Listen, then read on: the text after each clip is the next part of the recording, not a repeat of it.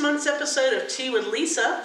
We're starting off season 2, and this is our first episode for 2025. So this month I have 3 special guests with me. I have Matthew Tebo and Sarah Hilliard and October, who is taking a nap right now. So Sarah is with an organization called Pawsitive for Heroes. So she's going to tell us a little bit about that and how the organization works.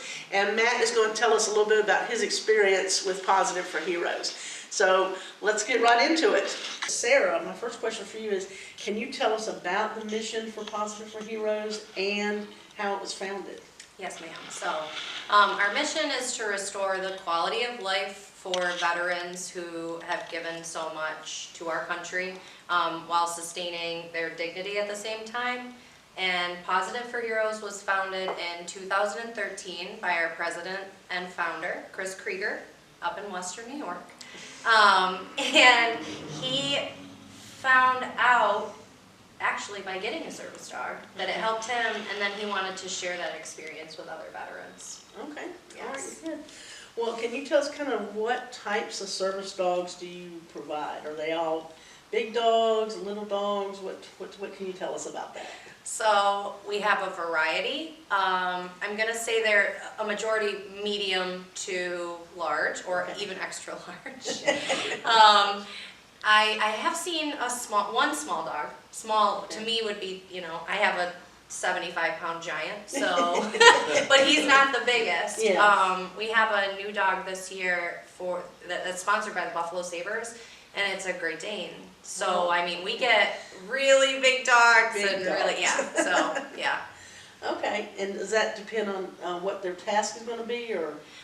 No, it just depends on if they can do a job. Some dogs they can do the obedience, and then they just don't want to work. So you have to have a dog that wants to work, for sure. All right, well, could you kind of describe for us the training process for the service dogs, and just kind of walk us through that a little bit, how the whole process works? Sure. We actually train our dogs in a more unique way. Okay. They're trained at the Department of Corrections. So an inmate has a dog, meets with a dog trainer weekly. They're taught their basic obedience and things like that at first. Then they get more into it, and the trainer continues to visit, and the inmate is asked to keep a journal for each veteran that will receive their dog upon graduation.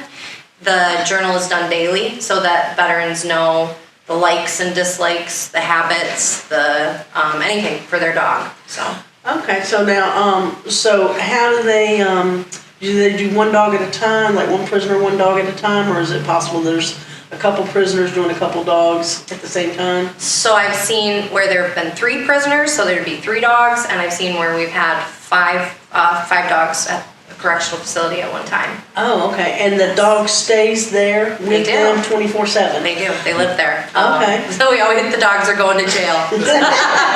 Yeah, and it's worked out tremendously because you're helping out an inmate, you're helping a dog, and you're helping a veteran. So, okay. And the dogs come from where? Like, are they rescue dogs? Are they shelter dogs? Or? It just depends. They have to meet a certain age requirement. So a lot of the times if the rescue can meet those requirements, then yes. But again, like I said, they have to be dogs that are willing to work. So some breeders, things like that. All right, so how do you ensure that they're well prepared for their roles? How do you know that they're ready, that the dog is ready? So I don't know. Right, the dog trainers know. They do different testing through AKC, so they have different levels of testing, and so they'll know. And then the dog is, like I said, there's a graduation ceremony at the end, and the veteran, the sponsor, the Gold Star family, there's a whole slew of people who are involved in this. Hello, October. And October has made his appearance. But the trainers know when they're ready. It's about a 10-month process. I was just going to say, how long does this take? Okay. About 10 months. Okay, so it's not a short process then. No, it takes a long time. Okay. Well, so next I want to ask Matt, can you tell us a little bit about you and what made you decide to apply for a service dog? Well, I am a United States Army veteran, and I I talked to Sarah about getting a service dog for my anxiety, my depression, and my PTSD. Okay. And I just love the program when she was describing it for me. So it sounds so amazing, and I'm definitely blessed to be getting a service dog. And Sarah, you have something you want to tell. Tell us about Matt.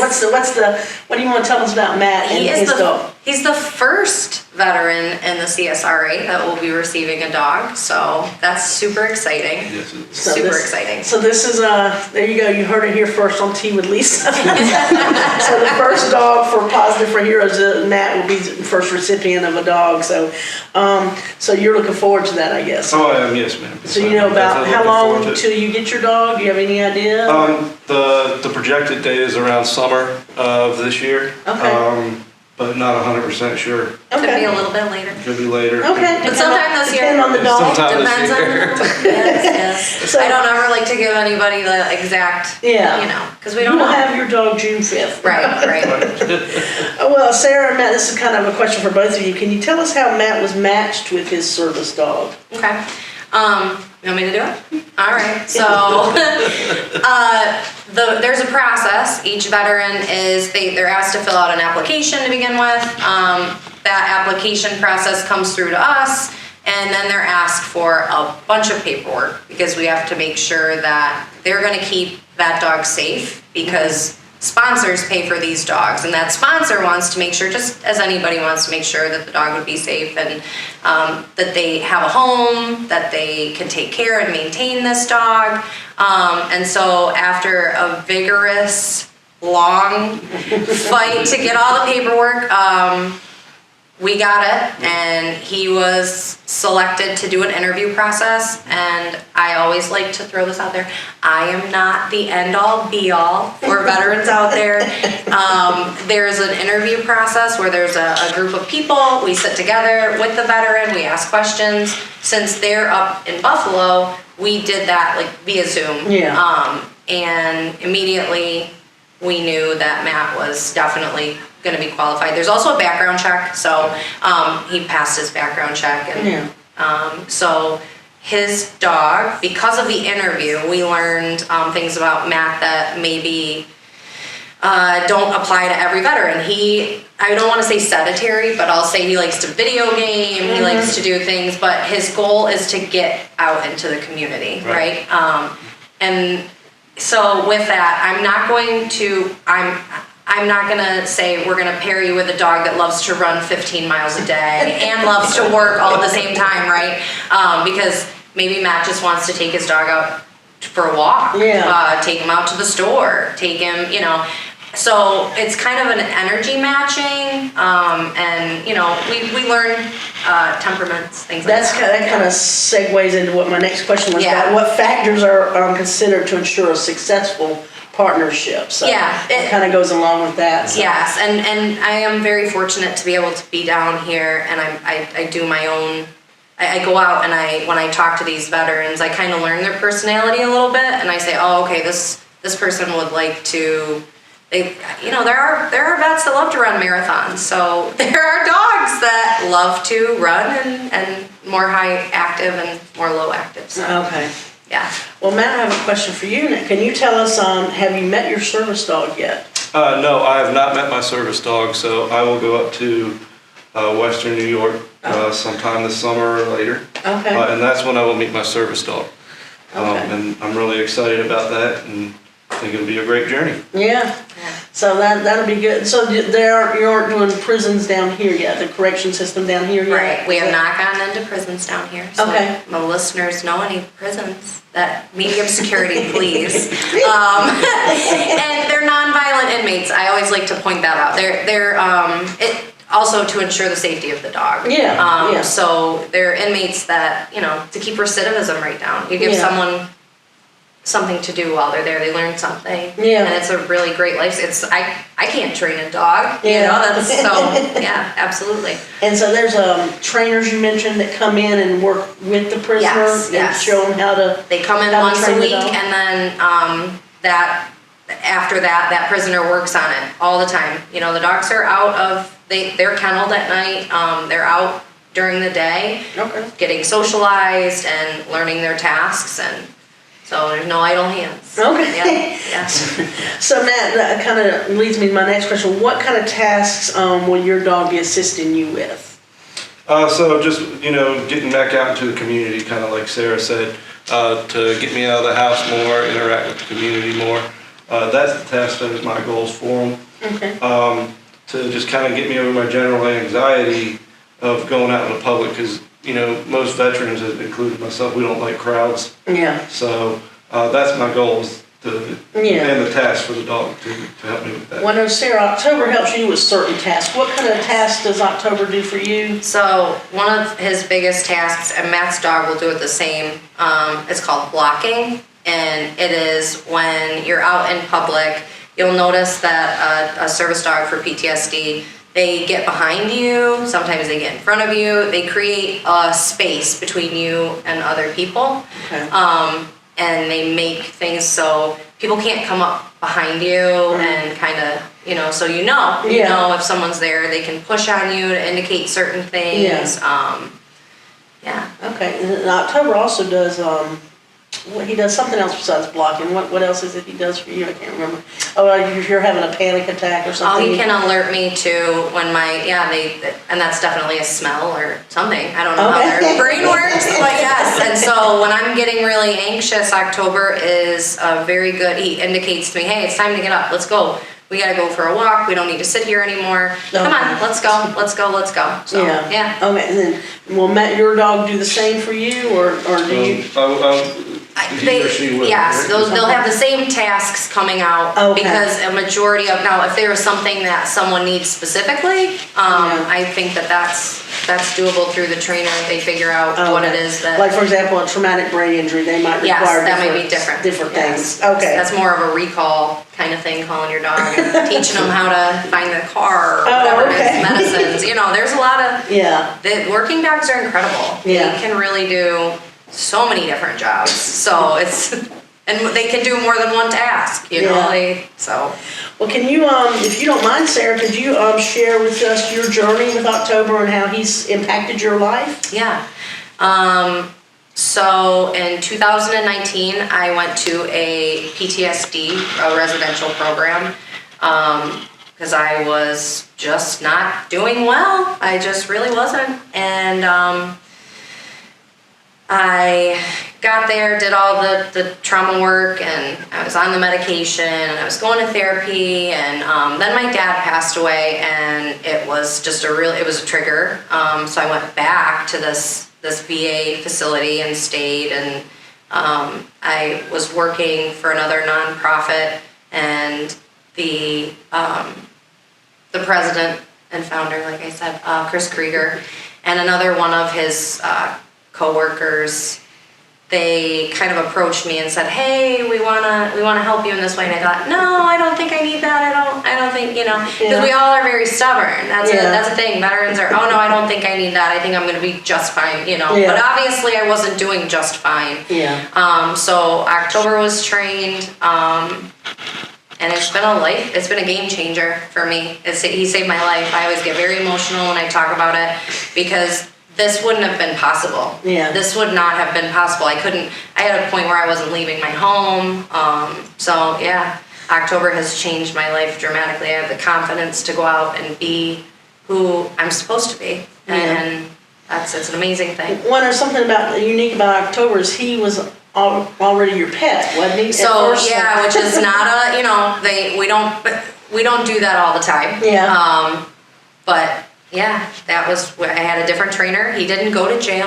Well, hopefully, Matt will get to experience the same thing you did as far as having an impact on his life with confidence and stuff like that. So, I wanted to include, that's why this is such a passion of mine. I want other veterans to experience this, and it's not the cure-all. I'm not going to sit here and tell you that I don't have bad days. I do, but my good days now outweigh my bad a lot of the time, and that is really thanks to this program, and it really does change your life, and that's why I am so passionate, and I try to tell everyone about it because if somebody needs it and they're not doing well, Yeah. This Well, I could know be that's it. always a kind of a challenge for people to admit that they're not doing well. Yeah. I don't know if that's something you experienced. Was it hard for you to admit that you needed help or that you weren't doing well? Or? Yeah, it can honestly, and I think that's with most people, is that you don't want to admit that you need help, but you need help. And Yeah. It's a great thing, especially for veterans with, some of the suicide rates and stuff that Yeah. are going on. So this program is perfect for Yeah. something like that. Okay. Well, Sarah, can you tell us what are some of the biggest challenges Pawsitive for Heroes faces in providing service dogs for the Augusta area? Okay, so because we're new, getting the word out has been a little challenging. Not being from here and not really knowing, so I've utilized a lot of different resources trying to figure out, okay, who do I go to? What do I do? I've joined a lot of different things trying to get to who I need to in the community. But yeah, that's a challenge. Kind of because no one can see its full impact yet. Maybe, donors, things like that. It's slow and steady, but we're gonna get there. So yeah. Well, hopefully Matt would be able to work with you some on when he gets his dog. Maybe work with you some on getting the word out a little bit more. And that's another thing that I want to mention too. It's not just about the things, the sponsors. It's about different things. We also do something with Gold Star families. So we are looking for Gold Star families who want to have a dog named after their fallen hero. And we take that very seriously. There's paperwork that's involved. We make sure that it's done in a really respectful manner and with dignity, because that's what a Gold Star family deserves. And our first Gold Star family, I believe, is in Aiken. I'm not going to give out their details yet, but I think that and it's very impactful. It's very difficult for me to ask when I meet Gold Star families. I get very emotional because I know what that entails, and I don't want them to take it as it's a dog. This is not a dog. This is something that's going to change the life of a veteran. Yeah, and it's an honor. So that is a very touching thing, I think, to be able to name the dog after a fallen service member. I think what a wonderful thing for their families to do. So I really think that would be very impactful for all of them. Yeah. Sarah, can you tell us how residents in the Augusta area can get involved or support Pawsitive for Heroes? Yeah, so if there's any veterans out there that if they think that a service dog would be the right choice for them, they're always more than welcome to reach out to me. My phone number is 716-790-0395. And I have an email address. It's shilliard@pawsitiveforheroes.org. Or if you're not sure, you can check out the website, and that's pawsitiveforheroes.org. If you see us out in the community, you can always stop and talk to me about the program, ask me questions. Just don't talk to October because he's working, and don't pet him because he can't be pet. If you want to visit us on Facebook or Instagram, it's Pawsitive for Heroes as well. And we do updates from the prisons that the dogs are training in so that people can see the progression and everything that kind of goes on. So Okay, so they've got pictures and videos and that kind of stuff. Okay. Yeah. All right, sounds good. Is there anything else you would like to share with us about Pawsitive for Heroes? Or it's a really great program, and I'm so happy that we're here and we're gonna get as many service dogs out there as we can. Okay. So again, I want to thank Matt and Sarah and October for coming in today and talking to us about Pawsitive for Heroes. If you have any questions about that, you can call us or call Sarah. You've got all her contact information. If you have any questions or need help with anything disability related, you can call us here at Walton Options at 706-724-6262. Or visit us here at our building, our office building at Walton Way, 948 Walton Way. And follow us don't forget to follow us on social media. We're on Facebook, Instagram, YouTube, and LinkedIn. And until next month, I want to thank you all for tuning in and thank my guests today. And we'll see you next time. Goodbye. Thank you. Bye.